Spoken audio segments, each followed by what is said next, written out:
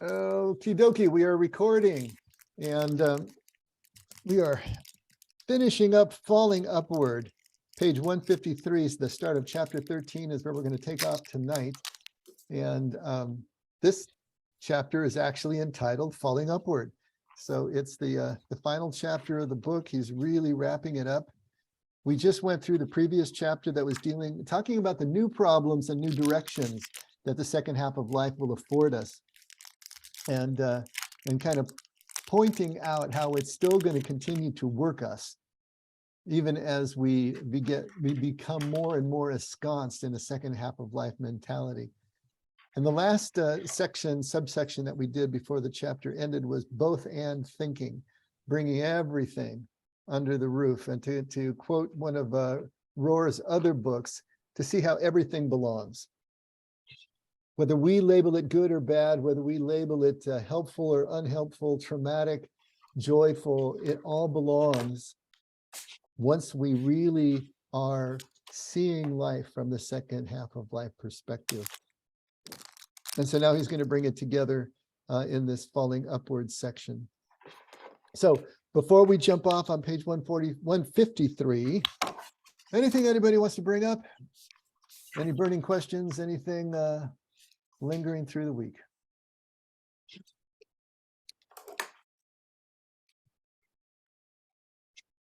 All right, going once, going twice. All right, let's go ahead and dive in here on chapter 13, page 153, and see how Richard is going to wrap this thing up. He's got a epigraph up there from Rainer Maria Rilke. Rilke, famous poet. How surely gravity's law, strong as an ocean current, takes hold of even the smallest things and pulls it toward the heart of the world. This is what the things can teach us: to fall, patiently to trust our heaviness. That's pretty cool. How surely gravity's law, strong as an ocean current, takes hold of even the smallest thing and pulls it toward the heart of the world. This is what the things can teach us: to fall, patiently to trust our heaviness. Most of us tend to think of the second half of life as largely about getting old, dealing with health issues, and letting go of our physical life. But the whole thesis of this book is exactly the opposite.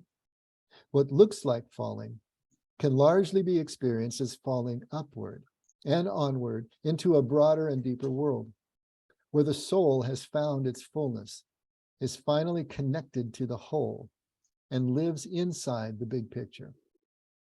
It is not a loss, but somehow a gain. Not losing, but actually winning. You probably have to have met at least one true elder to imagine that this could be true. I have met enough radiant people in my life to know that it is fairly common. They have come to their human fullness, often against all odds, and usually by suffering personally or vicariously. As Jesus describes such a person, from their breasts flow fountains of living water. These are the models and goals for our humanity, much more than the celebrities and politicos whom we care so much about today. I recently watched a documentary on the life of the blind and deaf woman Helen Keller. She seems to have leapt up into the second half of life in the chronological first half of her life, once she discovered her depths and despite her severe limitations. She lived an entire life of rather amazing happiness and generativity for others. She was convinced that life was about service to others and not about protecting or lamenting her supposedly handicapped body. That seems to be the great difference between transformed and non-transformed people. Great people come to serve, not to be served. It is the 12th and final and necessary step of the inspired 12 steps of Alcoholics Anonymous. Until and unless you give your life away to others, you do not seem to have it yourself at any deep level. Good parents always learn that. Many of the happiest most generous and focused people I know are young mothers. This is another one of those utter paradoxes. We seem to be mirrored into life by the response, love, and needed challenge of others. Thank God Anne Sullivan knew how to beautifully mirror Helen Keller at great loving cost to herself. We all need at least one such mirror if we are to thrive. Okay, so he's setting us up for the next section of mirroring. Kind of a beautifully written passage. Anything you want to add or question about that section?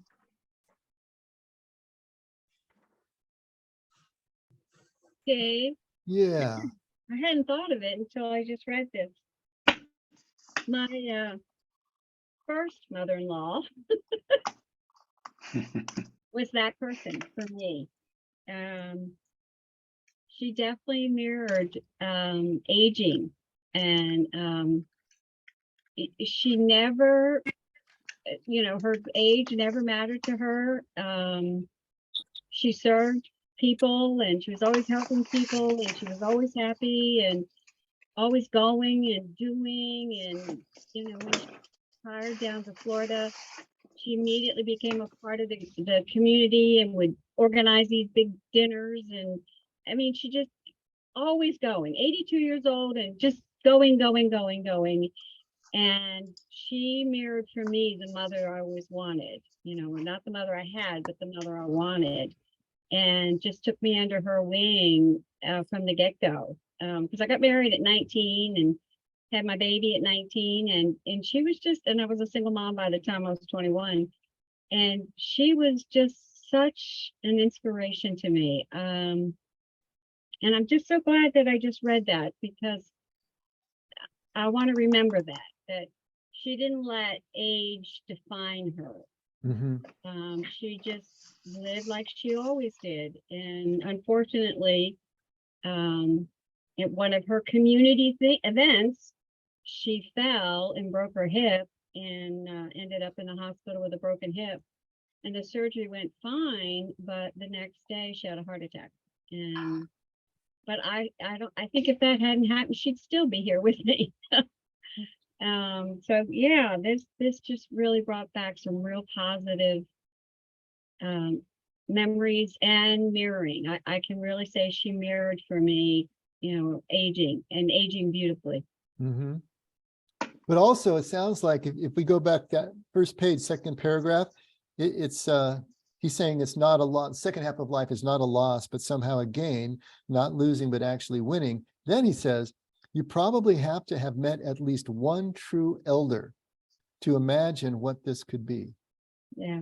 And to me, that's what you're talking about. This is a true elder, someone who had not just gotten old, but actually got wise.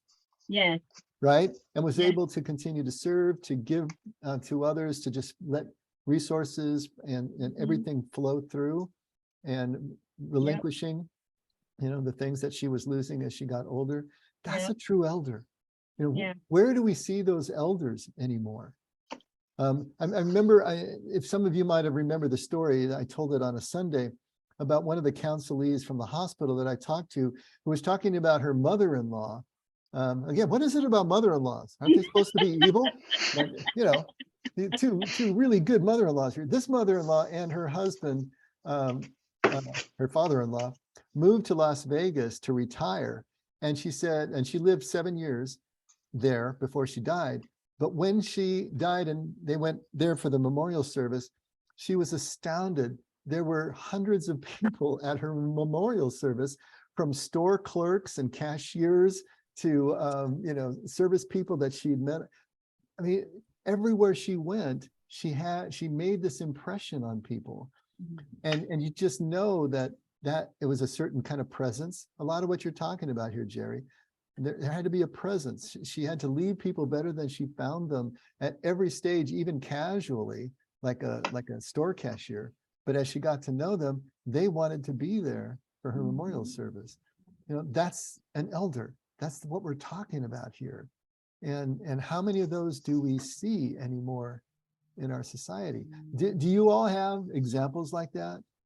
and say that you had a true elder that kind of opens you up, at least now at this stage in your life, to the second half?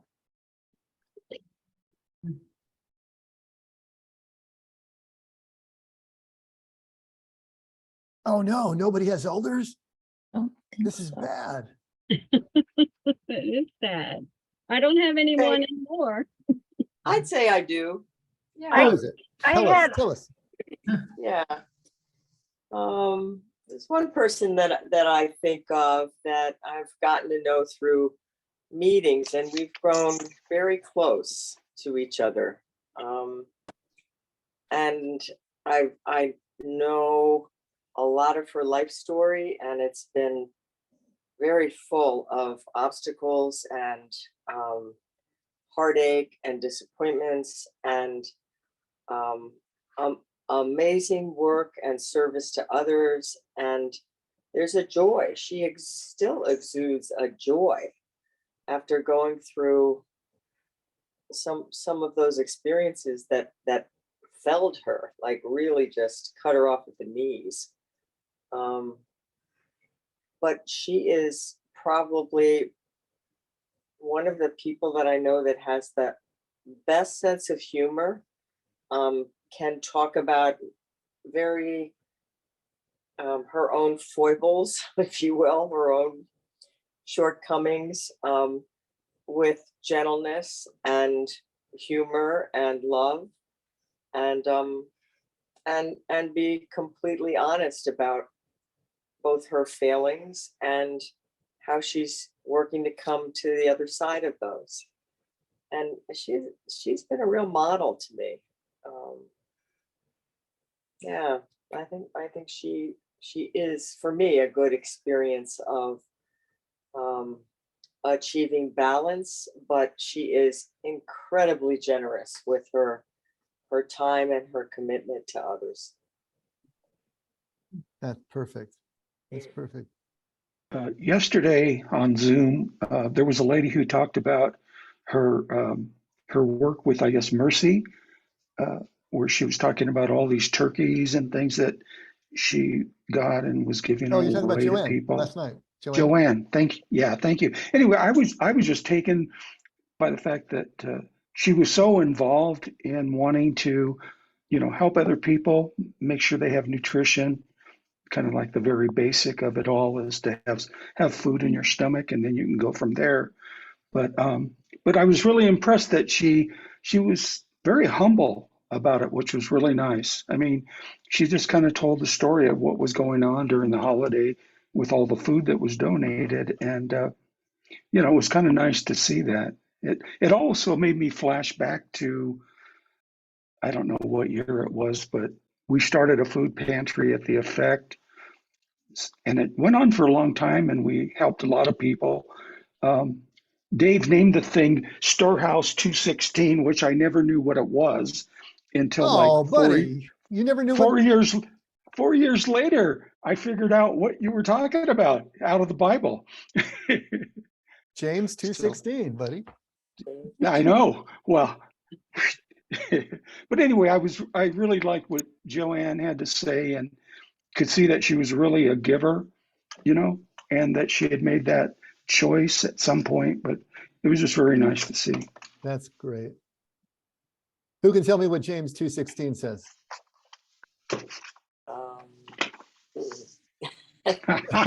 I'm not the only one. Yeah. It's not like Area 51, is it?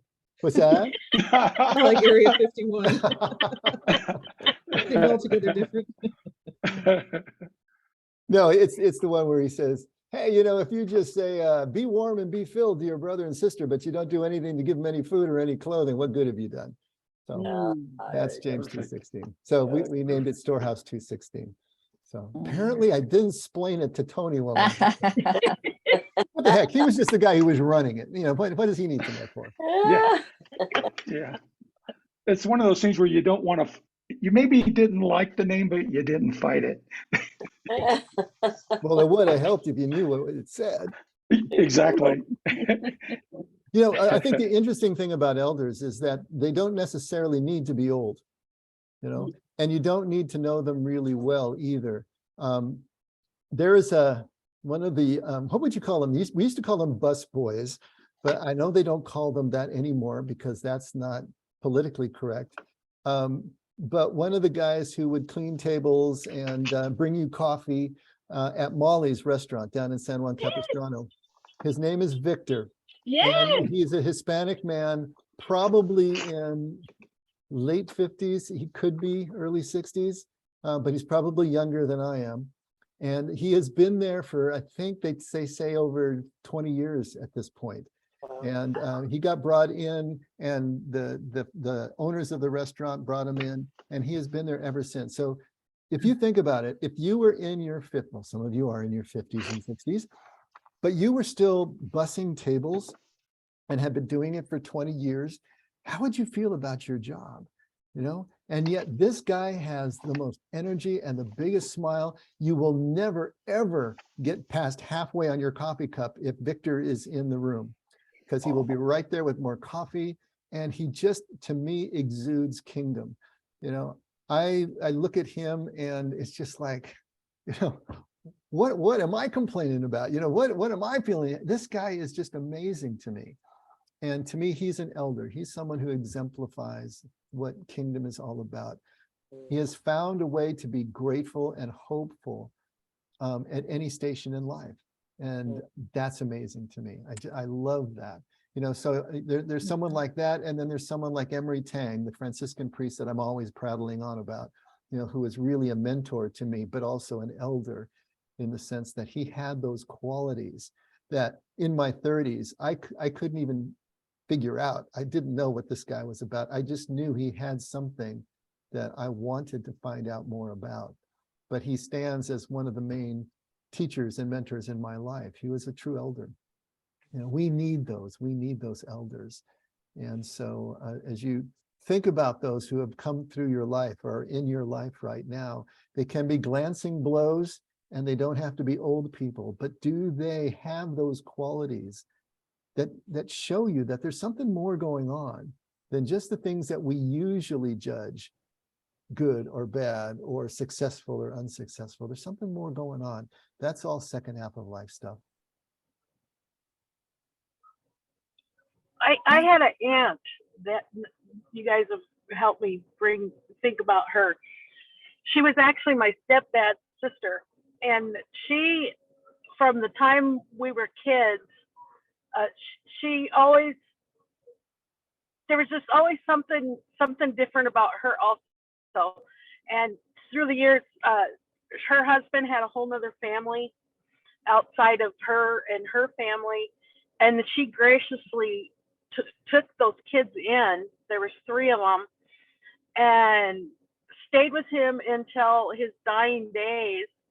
And as the world would look at her, they would think she was nuts for ever tolerating it and putting up with him. But there was just something about her that was just different. And there was this, like you guys said, there was just something that you knew drove her differently than the world would have done. And I seen her at my niece's wedding back in September. I seen her, and she was still just as happy and joyous as ever. And I can remember her being that way when I was 9, 10 years old. And, you know, and I'm 59 now. And it just, you guys have just made me think of her anyway through this process here. That's great, Lynette. Another elder, although she wasn't very old when you first met her, right? Right. Right. And I've caught up to her, I think. Feels like it anyway. That's great. Great. Anyone else coming to mind that someone wants to bring up?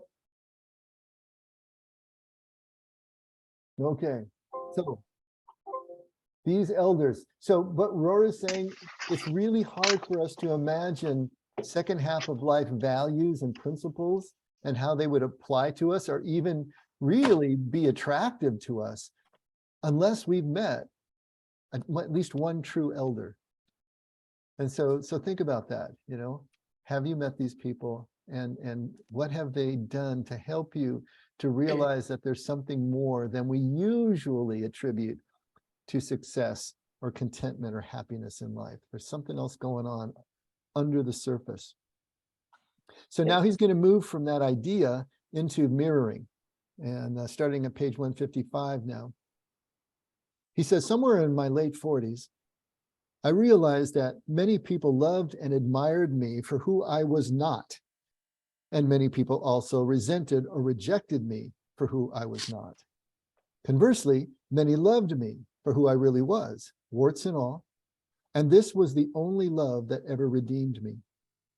Many others rightly criticized me for who I really was and revealed to me my shadow, which was always painful, but often very helpful.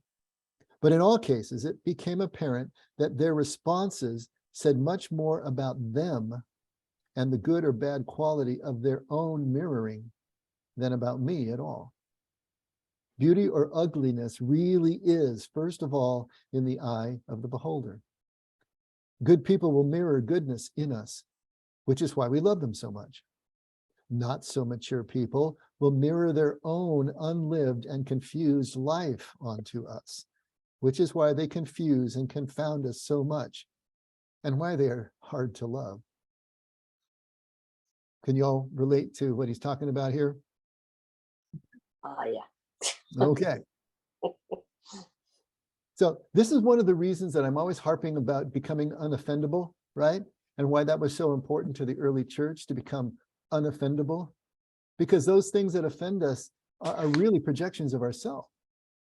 If we find someone offendable, then that's something that we are projecting onto them. We're mirroring that back, or they're mirroring that back to us, and then we react to it. Whether it's positive or negative in our eyes, whether we're praising them or insulting them, this is a function of that mirroring that he's talking about. And so we need to really pay attention to the people that offend us and the things that offend us, because that's telling us something about ourselves and not really about the other person or the other situation or whatever it may be. And the same thing, look at your heroes. Look at the people that you lionize. Look at the people that you put up on the pedestal, because that's also saying something about you. I always remember when I first started working with Children of the Americas, which was a group that operated down in Mexico, and I was with them for like 36 years, and eventually took over from Paul Weiss, the founder, as president. But Paul, he was one of my mentors also early on, and he said it was so annoying to him when someone would come up, usually at a fundraiser or some kind of dinner or something, and praise him for the work he was doing. And just say, I am so glad that you're there doing the work, and go on and on and on. Because basically he was saying what they were doing was telling him how glad they were that he was doing the work so that they didn't have to. Basically, he was their absolution from having to do that work or to feel the guilt of not having it getting done, right? And, and Paul was he was a New Yorker, so he was just abrasive enough to basically say, oh, that's great. And what are you doing? Oh my gosh. You probably I don't think lost a I'm lot of- Go ahead, I'm go sorry. ahead, Lindy. I don't think I'm understanding what mirroring is. Okay. Is it people that model being effective in the second half of life, or are they just people that are likable and what does it mean that good people will mirror goodness in us? That's why we love them so much, because they like us, or what does that mean? He's gonna develop that further as we go. Okay. So maybe Okay. hold on to that thought. But just Okay. in general, they are literally reflecting back to us ourselves, basically. So if they reflect back to us something about our if they're criticizing us, let's say. Now maybe it will be for something that we are not, like he was saying. But if it's something that we are, then they're basically showing us ourselves, our shadow side, the side that we don't want to acknowledge. And if they are loving us, then they're showing us something that is loving to us. But we're able to kind of see ourselves in the reactions and in our relationships with other people as if we were looking in a mirror. That's basically the idea of mirroring. That they're going to reflect back to us what they're seeing in us, whether it's accurate or not, and that's part of what we have to be able to do, is to discern what is accurate and what is not. What do we need to pay attention to, and what do we kind of let bounce off the force field? But if that doesn't quite make sense yet, Lindy, let's read a little bit more and then tell me if it's making any clear. Okay, so just to continue, at any rate, it is only those who respond to the real you, good or bad, that help you in the long run. Much of the work of midlife is learning to tell the difference between people who are dealing with their issues through you and those who are really dealing with you as you really are. As an older man carrying the priest title of father, besides, I find that I am often carrying people's daddy projections, both for good and for ill. It is a double-edged sword, because I can be used to heal them very easily, and I can be allowed to hurt them very easily. But in a certain real sense, it is not about me at all, but about me as their mirror, reflection, and projection. Okay, so it's actually working both ways. They're seeing in us that is the mirror of themselves, and then we are seeing in them that is the mirror of ourselves. Is that making any more sense? I think that does, but I was getting confused in the discussion because we were talking about people who were great elders or people that could be role models, and it kind of moved into mirroring, and I was not sure we had changed the subject. We're talking about something other than our elders that kind of are models and give us something to aspire to. I was, when Jerry first was talking about her mother-in-law and she used the term mirror, I was moving it back to a mentor or an elder, because okay. that's really the sense in which she was using that. These mirrors are a little different. And so they're not necessarily elders that are doing the mirroring. Everyone is doing the mirroring. If they're mature and if they're, if they're elders, then they're going to mirror back something positive. And they're going to see us as we are, because they're not just projecting their own shadow side on us. But if they're not so mature as he puts it, then it's going to go the other way. Okay. All right. That's helpful. At any rate, we're all doing this at some level. And we all are getting our cues in our relationship and even our sense of self in many ways through the relationships and through the mirroring that's taking place in everyday life. That's his position here. Okay. Hey, Dave. Do you go ahead? Go ahead. Sorry. Is that Judy? Yeah, I just something was coming to mind. I've been reading another book that my kids recommended to me, it's by a child therapist, and the book's called Good Inside, and her whole theme is about parents' role and a kid's role and how to handle the difficult behaviors, that come out from, early years, and how important it is for parents to separate out the behavior of their children from their struggles, based on their developmental level and what the feelings are underneath the surface and what the thoughts are, and to become curious about that rather than judgmental or to shut it down with a timeout or what have you. And is it kind of like that we're talking about, if we are mature enough as elders to be able to see the goodness in each person that may underlie the behavior that is a little rough around the edges, and be able to communicate or be curious about what's giving rise to the criticism or the judgment or their situation in life, rather than take on the judgment or criticism personally. Is it kind of like that, or is it something different? I think it's definitely related to that. You know, Okay. what we're talking about is being clear enough about who we are, that we can actually see the other person as they are, and not just mirroring back to them or projecting on them our own personality, our own shadow side. Mhm. So yeah, what is it that we're actually mirroring back? What are we seeing in the other person? And then how's that working in the other direction? And so it has to do with awareness. We're always talking about awareness. Has to do with the ability to have a sense of self that is clear enough and strong enough that we are not still working or being led around by the shadow side, by the unconscious programs there that are causing us to project that out because we're not able to see it as part of ourselves yet. So that's this back and forth that's going on in this mirroring as he's talking about it. And so there's some of that in what you're talking about between the parent and the child. Mhm. Obviously, that's going to be on the parent's side, not on the child's Right. side. You know, Mhm.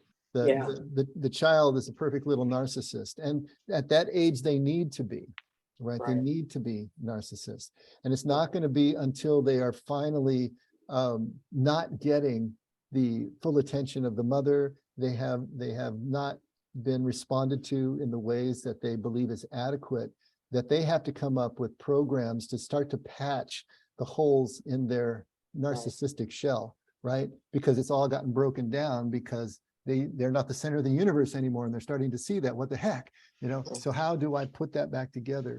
And this whole idea of sense of self and creating a strong sense of self that he started out the book with is really what we're talking about here. We do need a healthy sense of self, and that is what's built in the first half of life, or not. And if it's not, it's very difficult for us to move into the second half of life, because we're not able to do exactly what we're talking about here. Really see others as they are, and not through the projection of our unfinished business, Mhm. if that helps at all. Why don't we, And- oh and- wait, someone was gonna jump in. Yeah, go ahead, Lynette. I was going to say, in the recovery world, we call them triggers. Things that trigger us, that bring up stuff at us that make us irate or make us want to isolate or make us want to. It's basically, I believe triggers are the same thing as being offended. We took offense to something. And Absolutely. it's only because of our own traumas and the things that we went through is why we become explosive or whatever we do to get away from that feeling or away from that person. But it is the kind of the same thing. It's the mirroring thing. It's actually bringing up something that's inside of us. It wasn't them intentionally. It's not them. It's us. Mm-hmm. Does that help anybody at all? I think you're going in the right direction. Definitely. Definitely. Hopefully in a few more paragraphs, this will come clearer. I know it's a little bit difficult concept. Tony, were you going to say something too, buddy? Well, I was wondering, when he talks about having at least one, one person who can mirror maybe who you really are. And I was just thinking, in our lives, how many people do we really have in our lives now that can really be honest, who really get you? Usually that takes, or for me anyway, it takes kind of a developing relationship.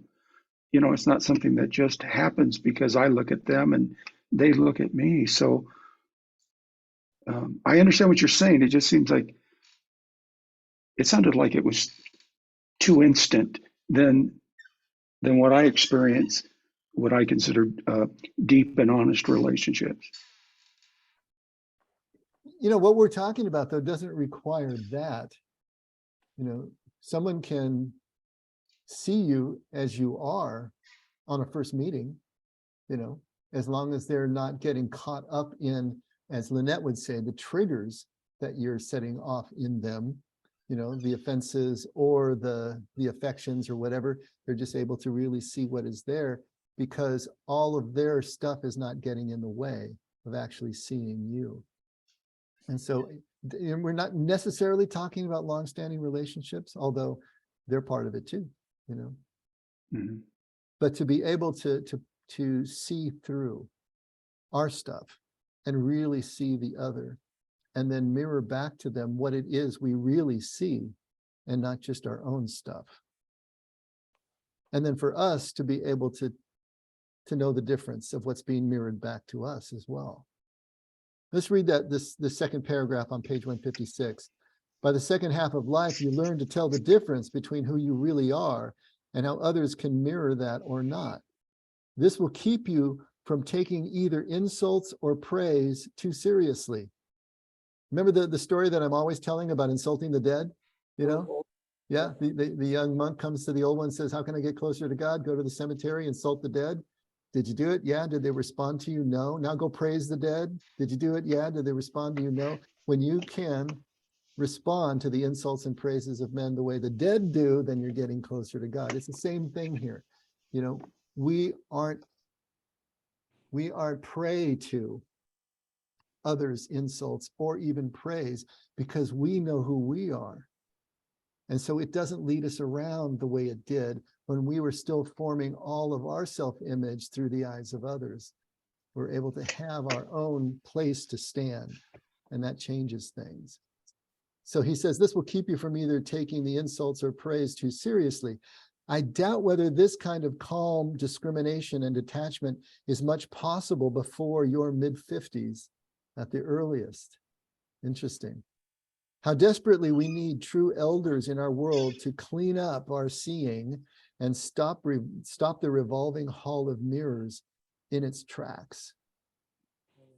We all take what we need, get what we want, and reject what we shouldn't from one another. Don't accept your first responses at face value. The only final and meaningful question is it true?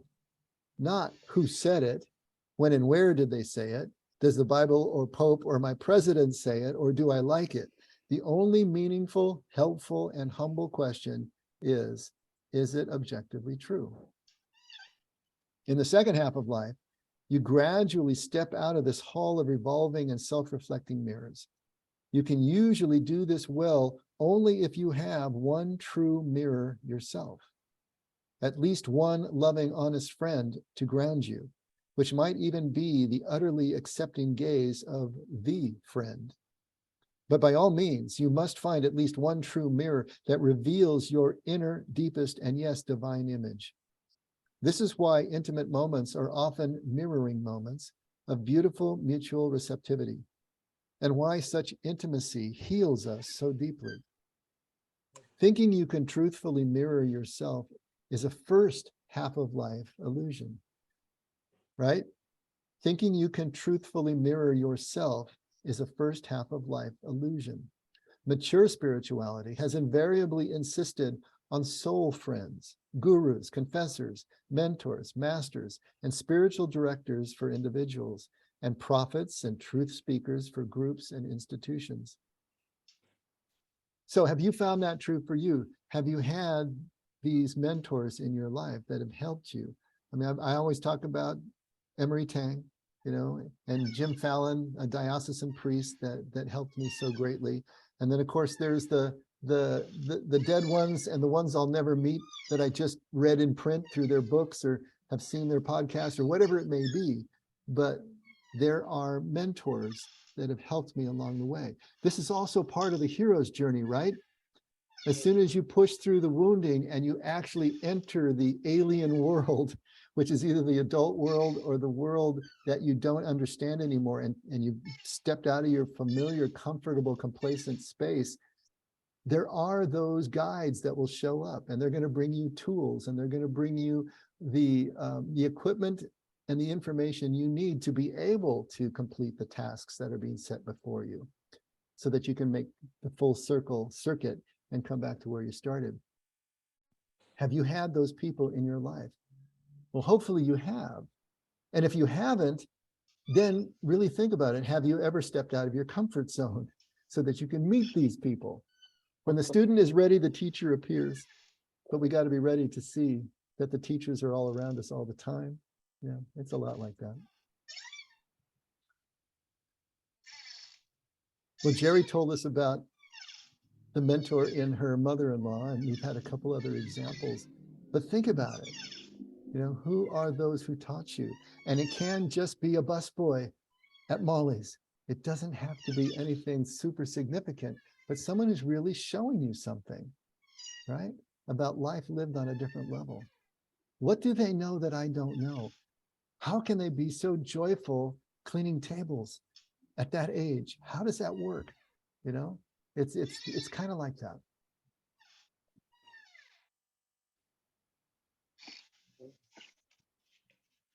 Judy, I'm going to put us on the spot here. I think Judy and I have that kind of relationship. Yeah, don't you? I think her and I have that kind of relationship. Yeah.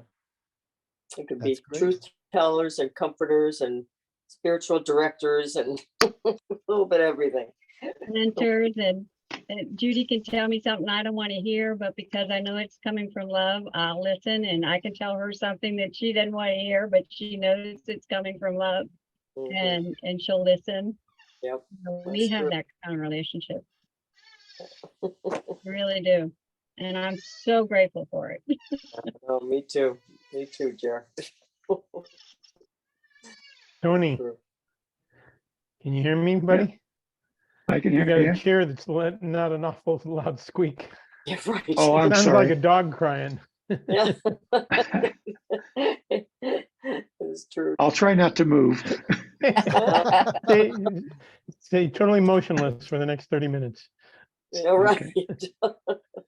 It may not happen. Well, I want to go back to the middle of page 156. The question, meaningful question is it true versus not who said it? But if I go to mentors and wise people, more mature people than me, I see them as my guides, Mhm. then it does matter who said it.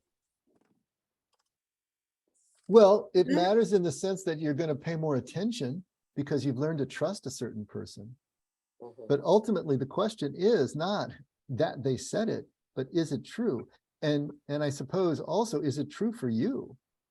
You know, they may be talking about what they're convinced of. And this is that famous line that I'm always Mhm. talking about with Emery, Tang is, all I can tell you is what I'm convinced of. You go become convinced of what you're convinced of. We may end up not being convinced of the same things, but do what we are convinced of allow us, or does what we are convinced of allow us to live the way Jesus lived?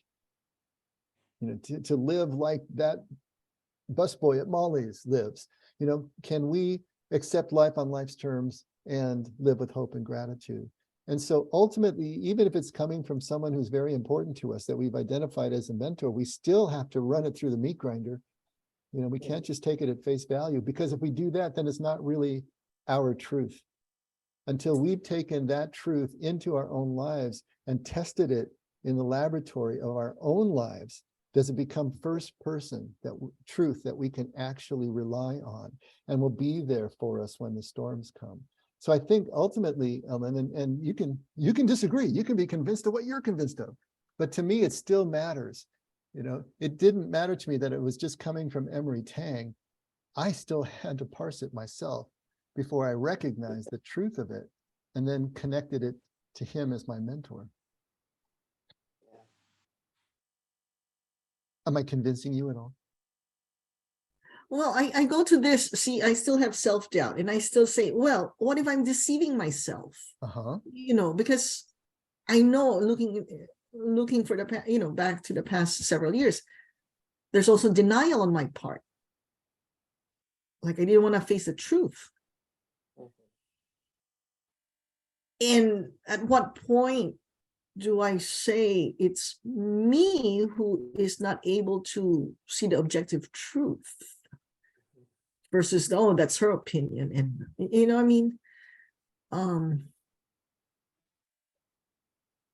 meaning I'm not there yet where I have that security to say, oh yeah, this is what I believe is true, but I still have that doubt. Mm-hmm. Is that my perception? Is my perception wrong?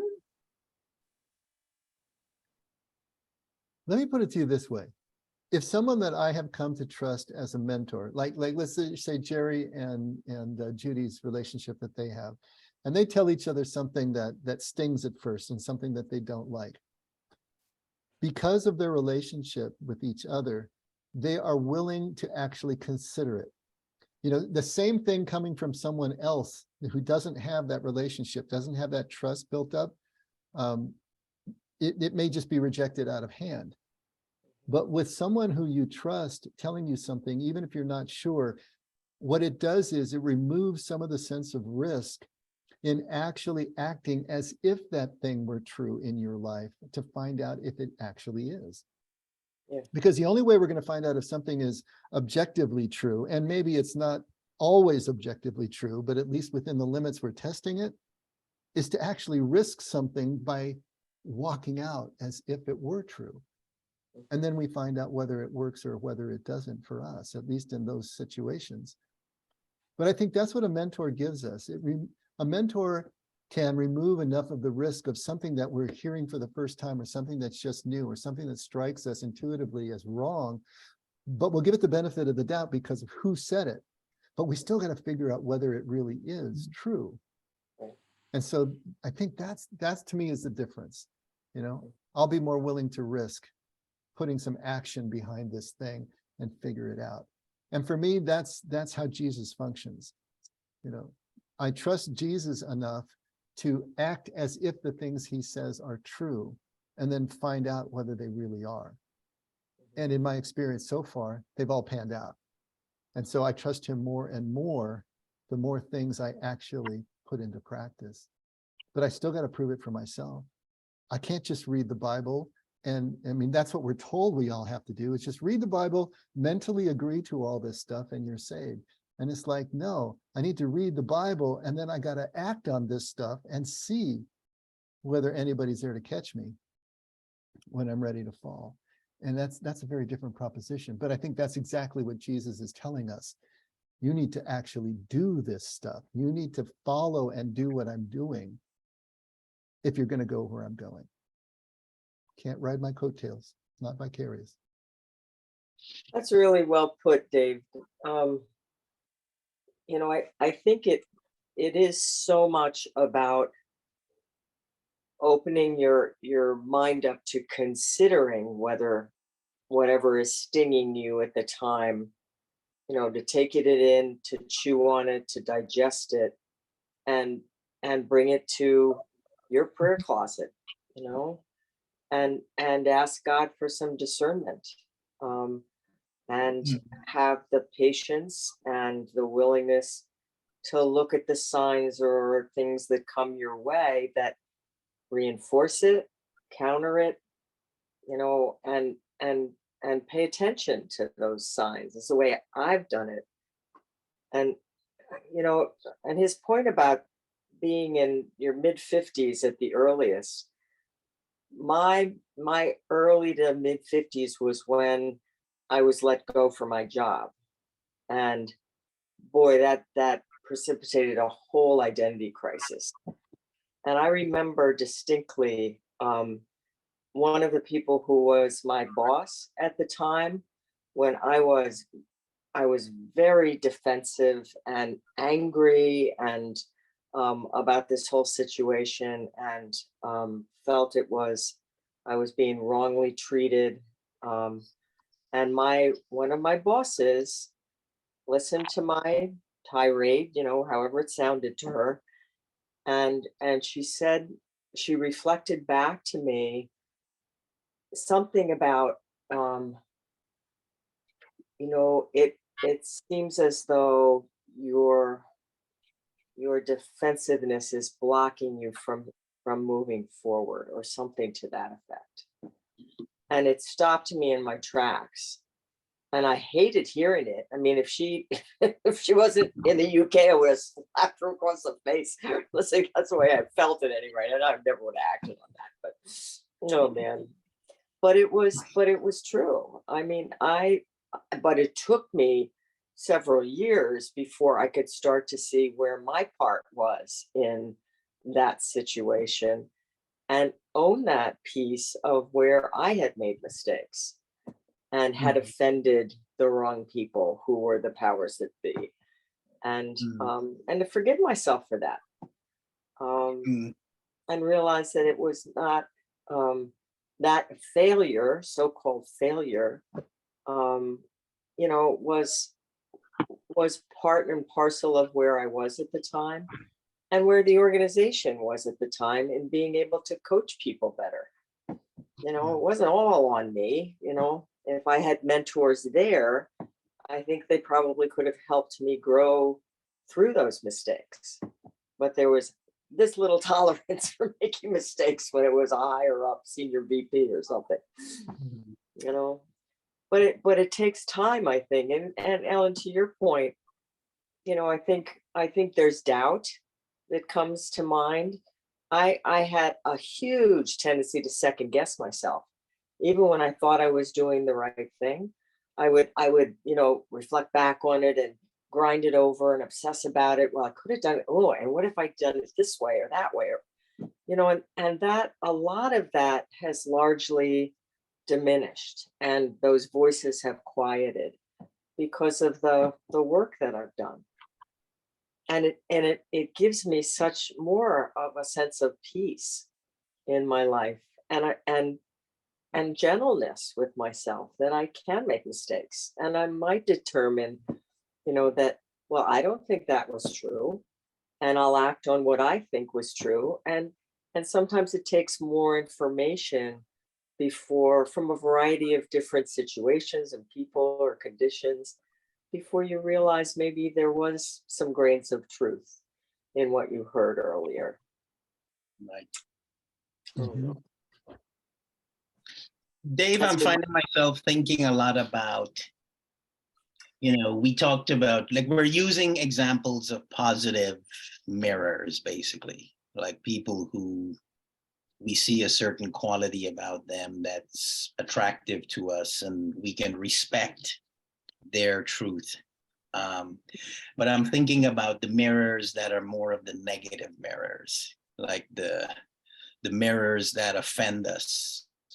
You know, it might not even be somebody you like, but we can still, in fact, you might hear a truth more readily from somebody that doesn't like you than somebody who might want to sugarcoat things. You know, I don't remember who said it, but I think, you know, something along the lines of, you know, sweet words are untruth, basically, like flowery words tend to be, I want to say it's Lao Tzu, but I don't remember how the quote goes. But the idea here is that, like, a bitter truth from somebody who doesn't want to spare your feelings, you know, could be as powerful a mirror as, you know, someone we admire. Absolutely. And, Yeah. and, you know, a little bit of the negative mirroring has come out in our discussion, but you're right, it tends to be on the other side. But that doesn't mean that the compliments that you receive or some of the esteem that you receive isn't true either. That's what Mhm. we have to be able to parse through, right? Right. And we can't do that until we actually have enough of our own sense of self, you know, that comes from the inside out, to be able to then, you know, parse through what's coming back at us, and therefore not get too swayed by either the insults or the praises of other people. Mhm. We can just take them and process them, but also actually listen to them, kind of like Judy was talking about, you know, this comment that she got from someone in the UK, you know, and she was able to at least process it and do it. So, but you're absolutely right, William. It's both. And yeah, a lot of times we're going to get more unvarnished truth from those who are on that other side of the spectrum, right? Yeah. And those are the most challenging, I think, to Right. take in, you Of know, course. and to really process, because you know, it's hitting up against your walls of Mhm. first half of life stuff, you know. Sure. I don't think I'm like that. I mean, how could, when they say that about me, you know? But sometimes those bitter truths are very real. And boy, it is worth the time, I have found, to examine those, no matter where they come from, you know, and to just give it some time and let the dust settle a little and, you know, reflect on how that might be true, you know, and without beating yourself up, you know, without owning, you know, the tone in which it was presented or, you know, whatever.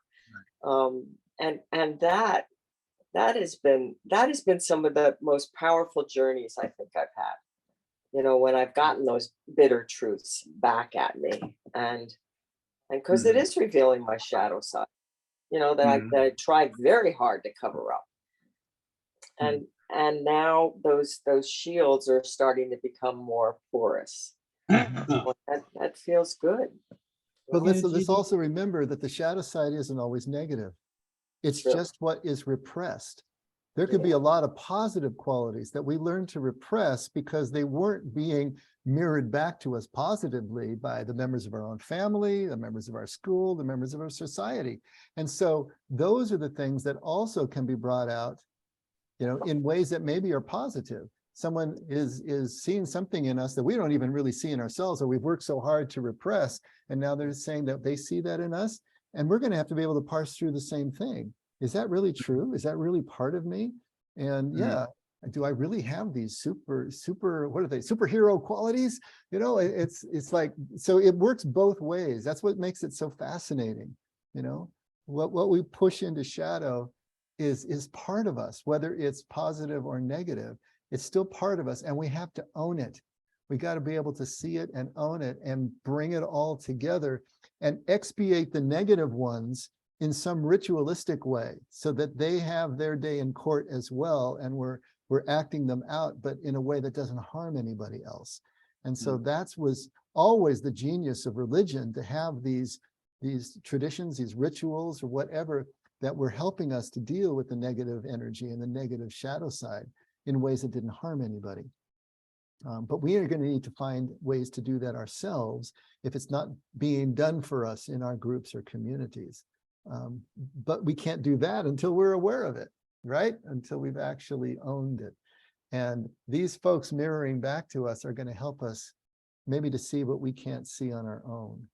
And so it's all real important stuff. Lindy, is this whole concept coming any clearer? I'm having a trouble with this particular one. I'm usually following along with Richard Rohr pretty well, but this particular idea of mirroring keeps on. I feel like I got close to getting it, and I relate to a sentence here or there, and then I get confused again.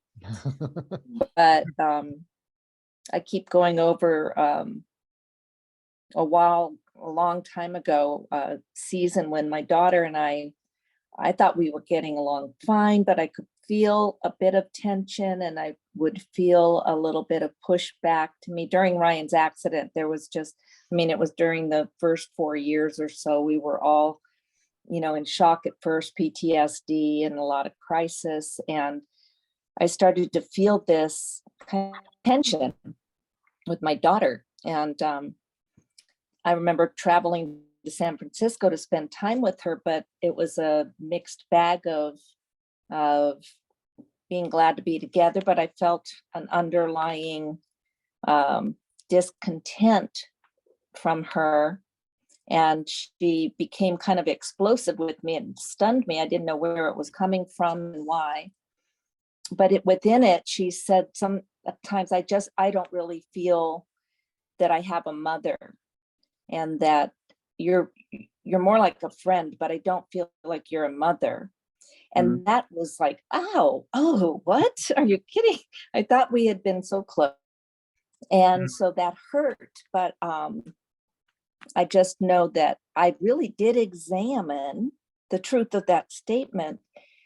And I was so baffled about where it came from, but I calmed down when it came to whatever her reason for saying that to me.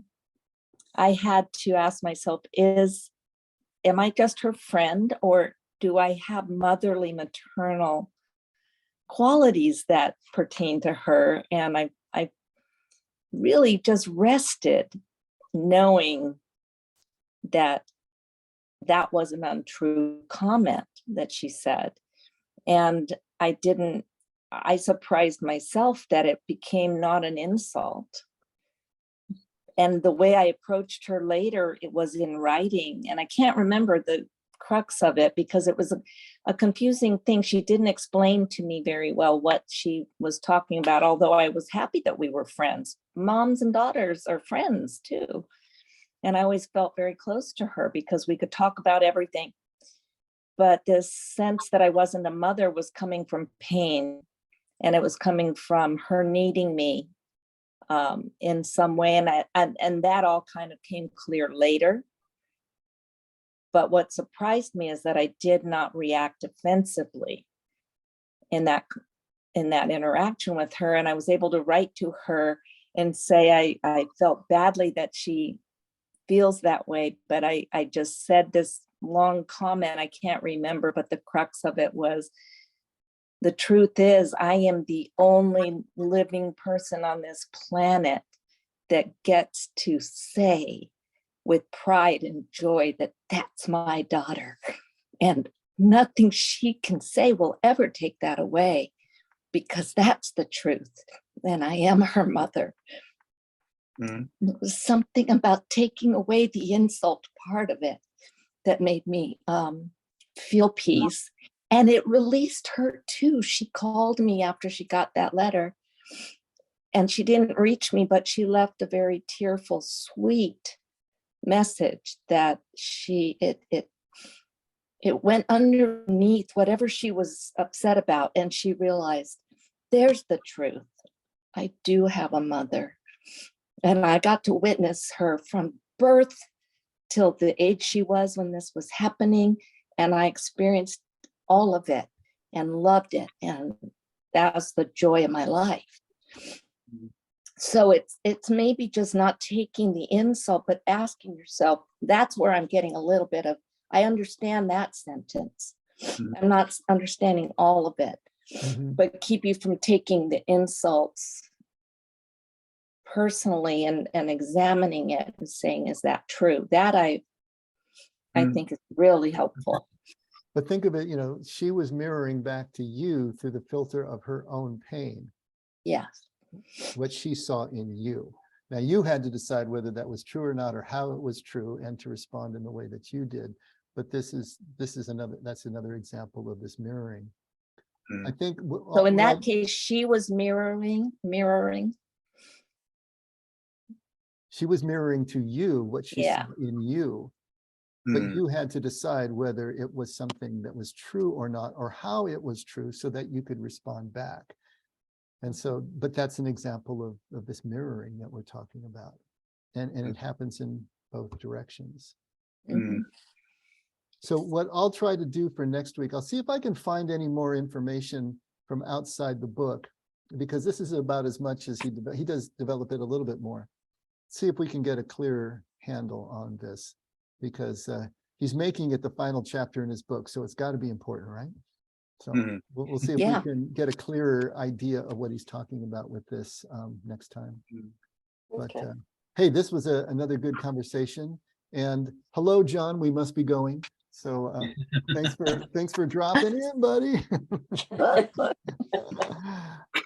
Hello, I must be going. Who can name that album? Come on. Do you remember that album? Hello, I must be going. David No, I'm Bowie. not gonna remember. Who was the drummer from Genesis? Phil Collins. That was a Phil Collins album. Hello, I must be going. One of the famous ones. Anyway, I digress. It is way past time. Thanks everyone for hanging in there. Scotty? Lord, thanks for spending the evening with us as we search out these concepts and ideas and things we didn't even know are yet to be discovered about ourselves. Whether shadow or light, your word promises that you use all things to the good for those who love you and serve you and are called according to your purposes. So that we are, and we're on our journey searching for more of your truth, Lord. Thanks for being here. Thanks for loving us the way you do. It's in your holy and precious name that we pray and give our thanks and say our amens. Amen. Amen. Thanks, everybody. All right. Thank you. you. See you Sunday. Good night, everybody. Good night. Sunday. Good Good night, guys. night. Bye-bye. Good night. So long. Bye, Farewell. Harry. Good night, buddy. Good night, Jordana. Good night, Linda. Okay, I'll see you streaming on Sunday, I'll see you Dave. streaming on Sunday. Well, you'll see me streaming on Sunday, but I'll know you're there. I always know you're there. Yes, so yeah. let your wife know as well. I sure will. Okay, Linda, see you Saturday morning, dear. Yes, See you guys later. Bye. Okay, bye-bye.